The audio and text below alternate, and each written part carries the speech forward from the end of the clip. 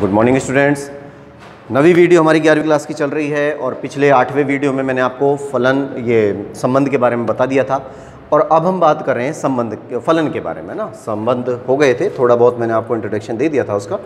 अब अगला टॉपिक हम लेके चल रहे हैं फलन का। तो जैसे संबंध होते हैं उसी प्रकार से फलन भी कुछ प्रकार के होते हैं। तो अभी मैं आपको मेन फलन बता रहा हूँ। तो पहले तो फलन की बात समझनी है कि फलन होते क्या हैं। पहले तो ये कंडीशन, जो रियल फलन की कंडीशन बनती है वो ये बनती है कि भाई अगर कोई दो समुच्चय हमारे पास हैं और यहाँ पर कोई अवयव हैं, समुच्चय ए में जैसे 1 2 3 अवयव आ गए, यहाँ पर 4 5 6 अवयव आ गए, ये कंडीशन आ गई। तो हमसे कहा गया कि भाई समुच्चय ए का अवयव, समुच्चय ए का प्रत्येक अवयव समुच्चय बी के किसी एक अद्वितीय अवयव के साथ जुड़ा हुआ होता है तो उसको फलन कहते हैं।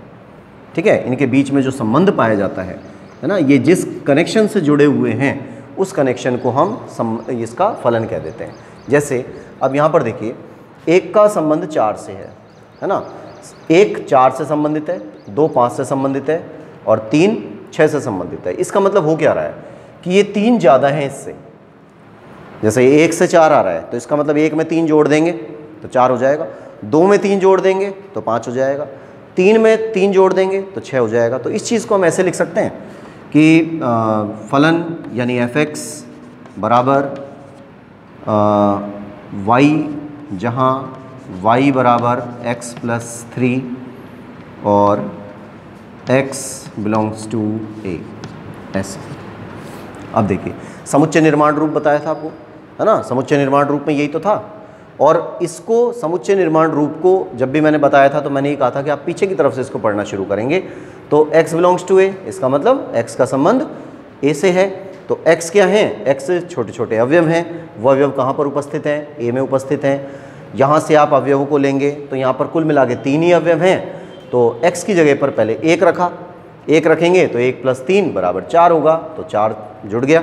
इस चीज़ को हम क्रमित युग्म के रूप में लिखेंगे, जो अभी आपको मैंने पिछले वीडियो में बताया था कि 1 रखने पर 4 प्राप्त हुआ, 2 रखने पर 5 प्राप्त हुआ, 3 रखने पर 6 प्राप्त हुआ। यही बताया था ना मैंने। तो ये इसके फलन कहलाएंगे।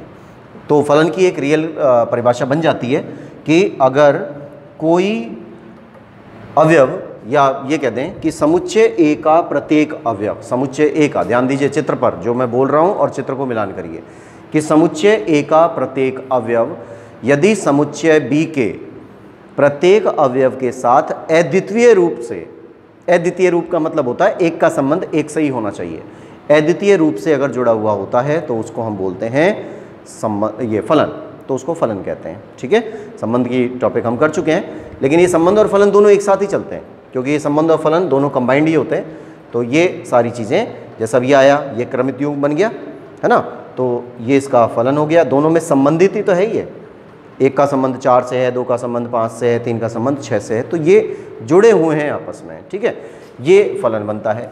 अब यहाँ पर कुछ प्रकार के फलन आते हैं, जैसे आपने 10वीं क्लास में कुछ समीकरणें पढ़ी थी, ग्राफ बनाया था, उन चीज़ों को हम इसमें फलन में डाल देते हैं। जैसे अब पहला नाम मैं ले रहा हूँ इसके अंदर कि कुछ फलन हैं और इन फलनों के बारे में मैं आपको बता देता हूँ। वैसे नॉर्मल है, अभी आपको कुछ करने की ज़्यादा ज़रूरत नहीं है। अभी फलन के जो टॉपिक हैं ये बहुत डिटेल में चलते हैं, तो इनके बारे में हम आगे भी डिस्कस करते रहेंगे। लेकिन जैसे एक पहला नाम मैं ले लेता हूँ यहाँ पर कि भाई पहला नाम हमने ले लिया तत्समक फलन। तत्समक, इनको आप समझ लीजिए बस थोड़ा थोड़ा सा, परिभाषाएँ वगैरह तो अब मैं दोबारा जब आपको इसको कराऊँगा क्लास में तब इसको कराऊँगा। तत्समक फलन आता है जिसको हम आइडेंटिटी फंक्शन बोलते हैं, है ना, आइडेंटिटी फंक्शन बोलते हैं। तत्समक फलन मतलब क्या है इसका मतलब है f(x) = x, f(x) = x। क्या चीज़ है ये तत्समक? तत्समक का मतलब होता है कि अगर हम x के स्थान पर कोई वैल्यू रखते हैं तो वही वैल्यू वापस रिपीट हो जाती है। अगर हम x के स्थान पर कोई वैल्यू रखते हैं, वही वैल्यू हमें वापस मिल जाए तो उसको हम तत्समक फलन बोलते हैं, और इसी को ही हम आइडेंटिटी फंक्शन बोल देते हैं। क्लियर? जैसे अब आपसे कोई पूछे भाई कैसे, ये ऐसा तो हमने कहीं नहीं देखा कि भाई ऐसा कुछ होता हो, तो मैं एक दैनिक जीवन का उदाहरण दे दूं आपको। जैसे शीशे के सामने आप गए, है ना, शीशा है, शीशे के सामने आप गए तो शीशे के सामने आपको क्या दिखेगा भाई? आप शीशे के सामने खड़े हैं, शीशे के सामने खड़े होंगे तो आपको क्या दिखेगा? खुद खुद की तस्वीर दिखेगी। उसी शीशे के सामने कोई और चला गया, हमारा भाई चला गया, तो हमें क्या दिखेगा वहाँ पर? भाई दिखेगा उसमें, है ना, हमको नहीं दिखेगा लेकिन वो अपने आप को देखेगा। फिर कोई हमारी बहन चली गई, वो हम दिखेगी। तो जो व्यक्ति है शीशे के सामने, जो व्यक्ति है, शीशा उसी का प्रतिबिंब दिखा रहा है। सही बात है ना ये भाई? शीशे के सामने जो व्यक्ति है, शीशा उसी का प्रतिबिंब दिखा रहा है। तो वही चीज़ है ये कि आपने जो यहाँ रख दिया वही आंसर प्राप्त हो जाएगा। जैसे अगर आपने x के स्थान पर 0 रख दिया तो आपको 0 प्राप्त हो जाएगा। f के स्थान पर आपने -1 रख दिया x के स्थान पर यहाँ पर, तो आपको -1 प्राप्त हो जाएगा। अगर यहाँ पर 2 रख दिया तो आपको 2 प्राप्त हो जाएगा। तो क्या हो रहा है, ये वैल्यूज़ बदलती जा रही हैं, x के मान बदलते जा रहे हैं, और जैसे जैसे x के मान बदलते जा रहे हैं तो यहाँ पर कुछ नहीं हो रहा। जो है वही आंसर, जो है वही आंसर, है ना, जो वैल्यू आपने रखी वही का वही आंसर। तो इसका उदाहरण हम शीशे के अलावा और किसी चीज़ से नहीं दे सकते। जिस भी चीज़ में रिफ्लेक्शन आ रहा है, जिस भी चीज़ में आपकी परछाई दिख रही है, प्रतिछाया दिख रही है, वही चीज़ तत्समक हो जाती है। बात समझ में आ रही है ना? अभी परिभाषा नहीं लिखवा रहा हूँ मैं, क्योंकि परिभाषा मैं बोलूँगा आप लिखेंगे तो वो तो जब तक आप आमने सामने नहीं आ जाएंगे तब तक नहीं होगा। तो थोड़ा समझने के पर्पज़ से ये चीज़ें चल रही हैं। ये पहला तत्समक फलन था। अब आते हैं हम नेक्स्ट फलन पर। दूसरा फलन है हमारा, जैसे अचर फलन है, कांस्टेंट फंक्शन बोलते हैं इसको, ले लेते हैं अचर फलन। देखिए थोड़ा सा ये नाम है ना, बस दिमाग में रखिए, बाकी अभी आपको कोई डरने घबराने की ज़रूरत नहीं है कि भाई हम जो पढ़ रहे हैं उसको आप लिखवा नहीं रहे हैं, हम कैसे करेंगे। अभी आपको बहुत कुछ करना है और ये सारी चीज़ें मैं आपको क्लास में कवर कराऊंगा और भी अच्छे तरीके से कवर कराऊंगा। अभी तो केवल इंट्रोडक्शन है, मैं बार बार वही बात यूज़ कर रहा हूँ कि ये केवल इंट्रोडक्शन है कि जो आप पढ़ने वाले हैं उसमें क्या क्या वर्ड्स हमको आगे यूज़ आएंगे। अचर, अचर कांस्टेंट होता है, ये तो आप 10th क्लास में भी कर चुके कि अगर कहीं पर चर आता है, जैसे चर होता है तो चर को तो हम x भी ले लेते हैं, y भी ले लेते हैं ना, इस प्रकार से ले लेते हैं। तो चर क्या है? वेरिएबल्स हैं। चर का मतलब, चर और अचर, इनके बारे में जो डिफरेंस मैंने आपको 10th क्लास में बताया था तो वो आपको अच्छी तरह याद होगा कि जो चर की वैल्यूज़ होती हैं वो फिक्स नहीं होती हैं और अचर की वैल्यू एकदम फिक्स होती है। ये बातें हम कर चुके हैं पहले ना। अब इसी टॉपिक को हम आगे बढ़ा रहे हैं कि अचर फलन क्या होता है। अचर फलन, अभी मैंने क्या किया, अभी मैंने रखा था तत्समक फलन। तत्समक फलन में क्या रखा कि x का कोई भी मान रखते हैं तो यहाँ पर मान पर वही प्राप्त होगा जो आप रख रहे हो, वही अचर, ये तत्समक फलन बनेगा। लेकिन अचर क्या होगा? अचर का मतलब ये होता है कि अगर आपने x का कोई भी मान रखा, कुछ भी मान रखा, तब कोई वैल्यू चेंज नहीं होगी, जैसा है वैसा का वैसे ही रहेगा, चाहे आप कुछ भी कर दो उसमें। ठीक है, कि जो मान हमने रखा उस मान से उस फलन के ऊपर कोई फर्क नहीं पड़ रहा, जैसा है वो वैसा का वैसे ही रह गया। तो इस तरह के उदाहरण बताइए, आ रहा है कोई आपके माइंड में इस तरह का कोई उदाहरण कि हम लगातार वैल्यूज़ बदलते जा रहे हैं लेकिन उसके बाद भी जो सामने वाला है ना वो एज इट इज़ है, उसमें कोई चेंज नहीं हो रहा? बताइए क्या है। तो जैसे हम ये कह सकते हैं कि भाई कोई तस्वीर, कोई फ़ोटो घर में लगी हुई है, पारिवारिक सदस्य की है, किसी की है, या कोई सीनरी लगी हुई है। लेकिन आजकल तो फिर आप जैसे एज के लोग होते हैं, वो लड़का है तो भाई कोई हीरोइन की फ़ोटो टांगेगा, है ना, कोई लड़की है तो भाई वो कोई अब शाहरुख खान और ये इनकी सबकी हीरो के फ़ोटो भी लगा लेते हैं कई जने। तो हम ये मान लेते हैं कि भाई हमारे घर में कहीं पर शाहरुख खान की बड़ी सी एक तस्वीर लगी हुई है, फ़ोटो लगी हुई है, अच्छा सा पोस्टर लगा हुआ है। अब उसके सामने मैं जाके खड़ा हो गया, शाहरुख खान की फ़ोटो है, मैं खड़ा हो गया, क्या दिखेगा मुझे उसके अंदर? क्या दिखेगा? मैं दिखूँगा? क्या दिखेगा? शाहरुख खान ही दिखेगा। ठीक है, मैं हट गया, मेरी जगह आप जाके खड़े हो गए उसी फ़ोटो के ठीक सामने, आपको क्या दिख रहा है उसमें? तब भी शाहरुख खान ही दिख रहा है। फिर हमारे पापा जी जाके खड़े हो गए, अब क्या होगा? अब कौन दिखेगा उसके अंदर? अब भी शाहरुख खान ही दिखेगा। तो क्या हो क्या रहा है? अब इस चीज़ को इससे मैनेज करिए। क्या कर रहे हैं हम? हमने मान चेंज किए, 0 रख दिया, 1 रख दिया, -1 रख दिया, हम कोई भी वैल्यू चेंज कर रहे हैं, है ना। फ़ोटो तो ऐसी कैसी है, तस्वीर पोस्टर जो है वो तो सेम है, ऐसा कैसा ही। लेकिन हुआ क्या? यहाँ की वैल्यूज़ बदलती जा रही हैं, व्यक्ति बदलते जा रहे हैं। कभी मैं देख रहा हूँ, कभी आप देख रहे हैं, कभी आपके पापा देख रहे हैं, भाई देख रहा है, कोई भी देख रहा है। तो वैल्यूज़ बदल रही हैं, है ना, व्यक्ति बदल रहे हैं, लेकिन जो सामने है वो नहीं बदल रहा, वो तो ऐसा का ऐसा ही है। तो वो चेंज नहीं हुआ, कांस्टेंट है। तो उस चीज़ को हम क्या बोलेंगे? अचर फलन। तो वो जो टेक्निक वहाँ पे यूज़ कर रहे हैं ना हम, उस टेक्निक को हम बोल देंगे कि वो अचर फलन है। क्लियर? अभी हम इसको मैथ में नहीं डाल रहे हैं, अभी मैं आपको दैनिक जीवन में डाल रहा हूँ इस चीज़ को, उसके बाद फिर हम मैथ में आ जाएंगे बाद में। तो ये स्थिति बन गई, बात समझ में आ रही है? वहाँ पर जो हम तत्समक फलन की बात कर रहे थे, जब क्या हो रहा था कि जो आप x की वैल्यू डालेंगे वही आंसर प्राप्त होगा, यानी जैसे जैसे x की वैल्यू को चेंज करते जाएंगे आंसर के मान भी चेंज होते जाएंगे। लेकिन यहाँ पर आंसर पे कोई फ़र्क नहीं पड़ेगा, अगर आपने 0, 1, 2, 3, 4 कुछ भी रख दिया, लेकिन इसकी वैल्यू फिक्स रहेगी, जो है ऐसा कैसा ही। इसी चीज़ को हम क्या कहते हैं? कांस्टेंट फंक्शन कह देते हैं। ठीक है, वो चेंज नहीं होता, जो चेंज नहीं होता वो अचर है। ठीक, तो ये कंडीशन आ जाती है। उसके बाद आते हैं हम अपने अगले फंक्शन पर। अगला फंक्शन है हमारा जिसको हम कह देते हैं बहुपद फलन। ये सिंपल है, इसमें कोई बात नहीं है। नया है बहुपद फलन, तो इसमें तो मुझे कुछ बताने की ज़रूरत नहीं है, नाम से ही पता चल रहा है आपको कि भाई बहुपद फलन। बहुपद फलन क्या होता है? जैसे f(x) बराबर x² + 5x + 6 ऐसे दे दिया, तो क्या चीज़ है ये बहुपद है ना? बहुपद हो गया, एक से ज़्यादा पद आ रहे हैं, तो अगर किसी भी फंक्शन में एक से ज़्यादा पद आ जाते हैं तो उनको हम बहुपद फंक्शन कह देते हैं। 2 आ जाए, 2 से ज़्यादा आ जाए, तो ये बहुपद फलन की स्थिति कहलाती है, तो इसको बहुपद फलन कहते हैं। इसमें कुछ है नहीं बताने लायक, ये आप जानते ही हैं। फिर आ जाता है परिमेय फलन। अब परिमेय फलन को आप जानते हैं, परिमेय संख्या आपने देखी है, परिमेय संख्या के बारे में तो आप जानते ही हो, है ना? परिमेय संख्याएं क्या होती हैं? परिमेय संख्याएं जिनको p/q के रूप में व्यक्त कर सकते हैं वो परिमेय संख्याएं। p/q का मतलब होता है जिन्हें आप भिन्न रूप में चेंज कर सकते हैं, भिन्नात्मक रूप में लिख सकते हैं। जैसे 7/2 आ गई, ये भिन्नात्मक है ना? -5/4 आ गया, इस तरह से ये भिन्नात्मक संख्याएं, तो ये परिमेय फलन कहलाते हैं। फिर आता है मापांक फलन। ये है थोड़ा सा नया है, लेकिन इसके बारे में भी डिटेल अभी हम बाद में पढ़ेंगे। ये डिटेल तो सारी है, बस मैं नाम बता रहा हूँ आपको कि ये एक मापांक फलन होता है, मापांक फलन।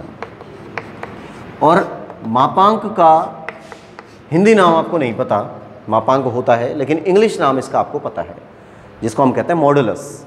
मॉडुलस नाम सुना है ना? मॉडुलस क्या करता है कि अगर मॉडुलस का चिन्ह लगा हुआ है और उसमें -7 है, तो वो क्या कर देगा मॉडुलस? ये मॉडुलस इस संख्या को प्लस कर देगा। ठीक है, और अगर इसके अंदर प्लस की संख्या है तो भी वो क्या हो जाएगी? प्लस हो जाएगी। माइनस है तो भी प्लस हो जाएगा, प्लस है तो भी माइनस हो जाएगा, वो प्लस हो जाएगा। इसका मतलब क्या है कि अगर मॉडुलस के अंदर कोई भी संख्या प्राप्त होती है तो उसका आंसर हमेशा पॉजिटिव आता है। ठीक है, ये मैटर है इसका मॉडुलस का। इसी चीज़ को हम मापांक फलन कहते हैं। ठीक है, तो कोई भी हो, चाहे वो माइनस की संख्या हमको दी जाए, चाहे वो प्लस की संख्या दी जाए, आंसर संख्यात्मक मान पे फर्क नहीं पड़ेगा। संख्यात्मक मान तो जो है वो वही का वही रहेगा, लेकिन उसके चिन्ह पर फर्क पड़ेगा। तो माइनस वाला प्लस हो जाएगा, प्लस वाला प्लस ही रहेगा। यानी आपको मापांक फलन में हमेशा आंसर क्या मिलेगा? हमेशा पॉजिटिव आंसर मिलेगा। ठीक है, पॉजिटिव आंसर। और आजकल ये पॉजिटिव नहीं गड़बड़ कर रखी है ना? पॉजिटिव के कारण ही आप घर बैठे हुए हैं। आ रहा है याद कुछ? अगर दुनिया कोरोना पॉजिटिव ना हो तो आप अपना आराम से क्लास में पढ़ रहे होते। ये पॉजिटिव आज गड़बड़ कर रहा है। ठीक है, वैसे पॉजिटिव अच्छा होता है, पर आज पूरी दुनिया के लिए पॉजिटिव गलत बना हुआ है। चलिए इसके बारे में बाद में बात करेंगे, अभी तो इसको हम दोष दे ही नहीं सकते। फिर एक आता है महत्तम पूर्णांक फलन, है ना? महत्तम पूर्णांक फलन देखिए, मेन बता रहा हूँ अभी इसमें से। अभी एक चिन्ह फलन है वो मैंने छोड़ा है, चिन्ह फलन को छोड़ देंगे अभी, तो अभी उसका कोई यूज़ नहीं है। अभी तो मैं आपको केवल वही बातें बता रहा हूँ जो आपके थोड़ा सा 10वीं से भी रिलेटेड हो जाएंगी। महत्तम पूर्णांक फलन, तो महत्तम पूर्णांक फलन क्या है? पहले इसको देखिए। एक संख्या हमारे पास होती है, जैसे कोई नॉर्मल संख्या होती हैं, बिल्कुल जैसे मान लीजिए आपको लिख के दे दिया गया कि भाई 2.999 ऐसे लिख दिया गया, और फिर आपसे पूछा गया कि भाई इसका आंसर क्या होगा 2.999 का। तो आप ये कह सकते हैं कि भाई वैसे तो संख्यात्मक मान जब हम कहीं इसको यूज़ करेंगे तो आप इसको 3 लिख सकते हैं, बिल्कुल सिंपल सी बात है। अगर कहीं पर ऐसा लिखा हुआ मिल जाए 0.00001 ऐसे 2.00001 ऐसा लिखा हुआ मिल जाए, और फिर कहें आपसे कि भाई किसी सवाल में हमको इसको यूज़ करना है, तो हम क्या ले लेंगे? इसका लगभग मान ले लेते हैं, 2 ले लेते हैं। यही तो होता है ना? तो ये तो राउंड फिगर हो गया। अगर हमसे कहा जाए कि भाई राउंड फिगर में लिखिए इसको, तो राउंड फिगर में लिखने का मतलब कि अगर हमने इसको लिया तब तो क्या बन रहा है? 3 बन रहा है, लेकिन जब हम इसको ले रहे हैं तो क्या बन रहा है? 2 बन रहा है। अब अगर हमने लिया मान लीजिए इस तरह से,